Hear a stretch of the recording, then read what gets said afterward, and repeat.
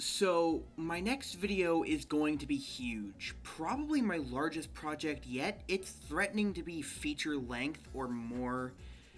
So in the meantime, you're probably going to find a few filler videos between then.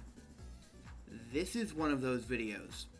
My channel has grown so much in the last few months, several times over, in fact. This has been truly the largest period of growth for my channel ever. And it keeps getting bigger every day. So for all the new fans, I want to do something special. A Q&A video. I asked you to ask me questions so that I could respond to them in this video. I took my 6 favorites and I'm going to answer them now. First question coming from Brian M. Spink. He writes, "What drew you to Space Marines, especially salamanders?" And he asks a second question. "Any other factions or chapters have your attention beyond your custom ones?" Well, to answer your first question, what draws me to Space Marines is they're one of my favorite takes on the super soldier sci-fi archetype.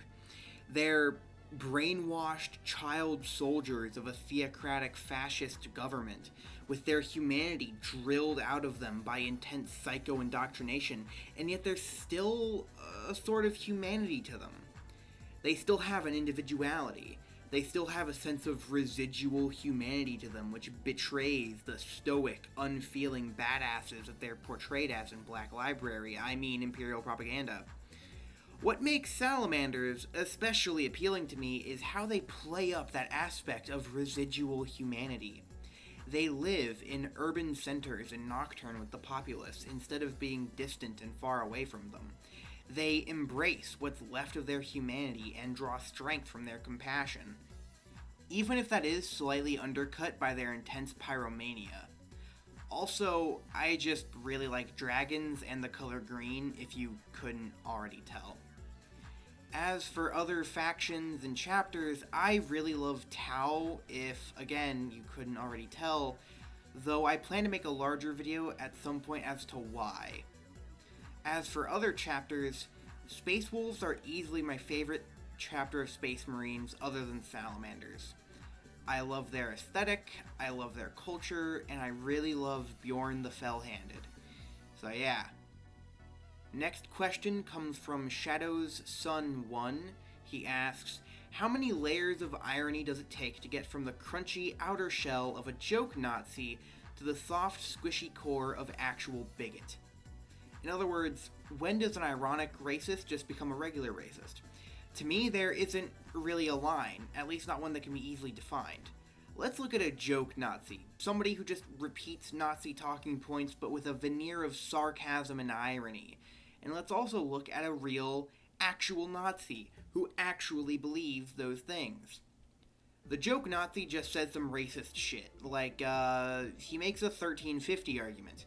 Which is the argument that even though black Americans make up only 13% of the American population, they commit 50% of all violent crime, which tacitly seeks to claim that the reason for this statistic is a genetic factor, which makes black people inherently more violent than white people. This is, of course, hogwash because it fails to factor in basic socioeconomic factors. There's no actual joke, he just makes the 1350 argument and that's it. That's the entire joke. What that does is it normalizes the idea of 1350 as just something people can say. So then, an actual Nazi makes the 1350 argument, and everybody just assumes he's joking, even though he's entirely sincere. And ironically enough, because of the fact that nobody thinks he's actually being sincere, nobody actually thinks to debunk it when it's brought up. Because, oh, it's just a joke. Which means that this racist-ass idea that black people are just inherently more dangerous and violent than white people is allowed to spread uncontested. So in that sense, joke Nazis and actual Nazis live in a symbiotic relationship where both benefit off the other, and thus the difference between them is irrelevant. I hope that satisfyingly answers your question. This question comes from Cosmic Eclipse 6. They ask, "May not be the most interesting question, but favorite Traitor Legion and why?" So, my favorite Traitor Legion is the World Eaters, and for a pretty simple reason. A lot of the forces of chaos are just sort of power hungry. For instance, Horus just sort of wants to make theocratic fascism instead of secular fascism. A lot of the Horus heresy isn't actually a conflict between meaningfully different ideologies, so much as it is a question of how the fascism should be done. Not with the World Eaters. Through reading the Primarchs series, specifically the book Angron, Slave of Nuceria, you really get a feeling for the strict ideological differences this Primarch had with the Emperor of Mankind. Angron came from a slaver society, and he was a gladiator who ended up leading a worldwide slave revolt. This personal history as a former slave, and with the entirely non-consensual way in which he was brought back into the fold, led him to resent the Emperor and the Imperium as a whole. He viewed the Imperium like just another Nuceria, just another slaver society with delusions of grandeur, and he once more was being held on a leash by that society. So of course he took pretty much the first opportunity he had to join another rebellion which had a genuinely decent chance of actually succeeding.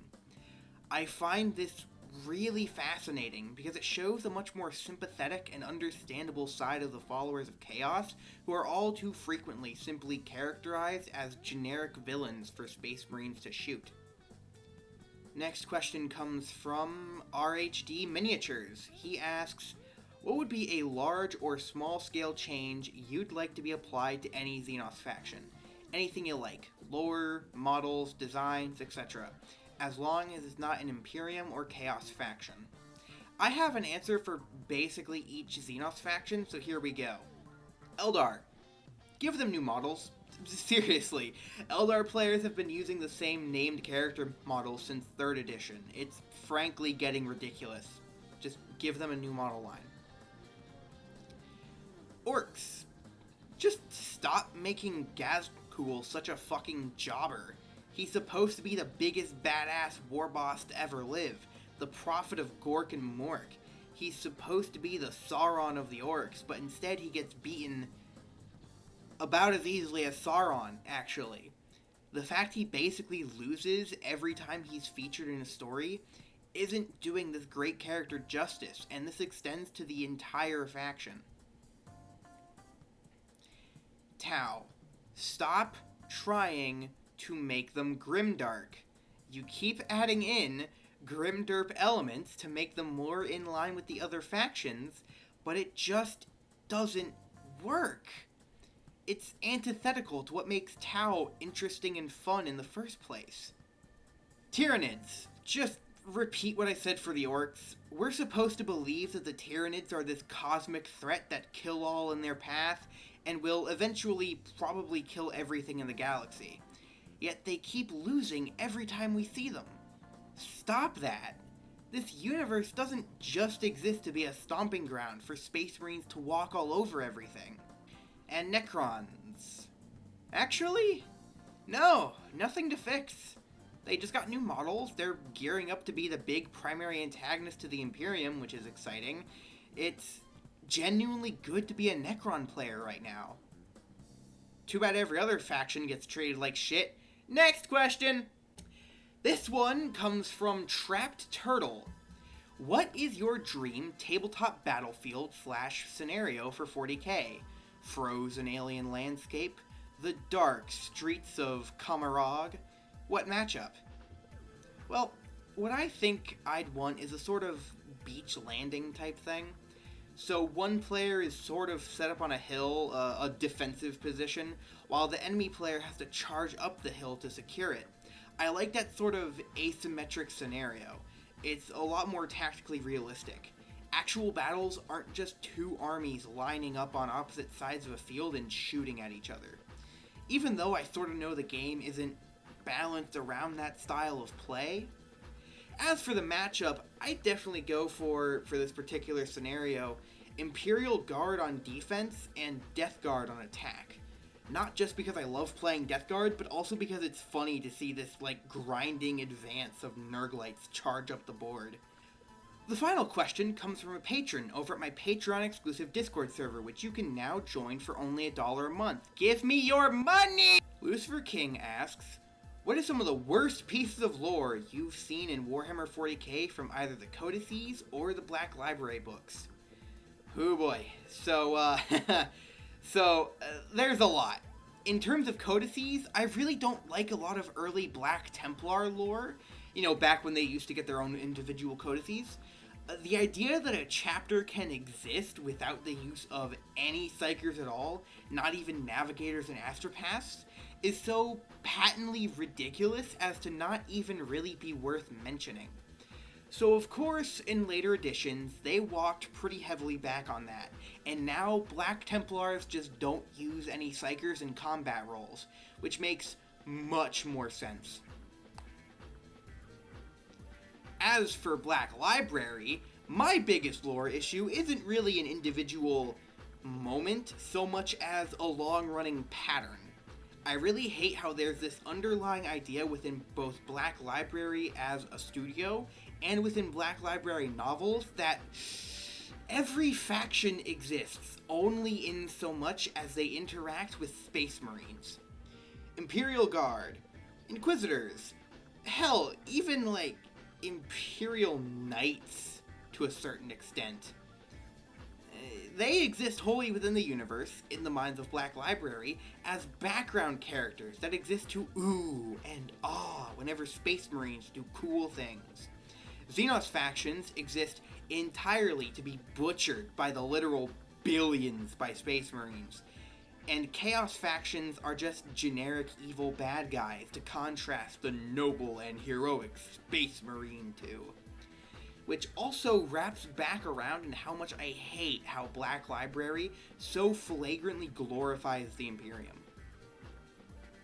Space Marines are the only faction within Black Library that is actually allowed to exist wholly on its own. They are the only faction that is allowed to have depth and personality, because every other faction exists solely to be in awe of them or to die to them to make them seem cooler. I fucking hate Black Library so much, dude. Oh my god. So that's it. Thank you for your questions. Thank you for your time. This was just a sort of rough and short video I made because, again, my next project is going to be huge. And I needed to tide you guys over for the wait between this video and the next. I hope you enjoyed this video. Don't forget to subscribe. If you want to monetarily support the creation of these videos, go down to patreon.com/salamander18. Drop $1 and get access to a special private Patreon, along with having your name read aloud at the end of videos, like so. Thank you to my $1 patrons, Serena J. Fleming, Jamie Harris, David Murray, Shopping Cart, and Randon Pearson. And a super, super special thank you to my $15 patron, Lucifer King. Charitable donations like yours keep this channel afloat. I hope to see you all next time, very soon. Just please don't expect many videos in September.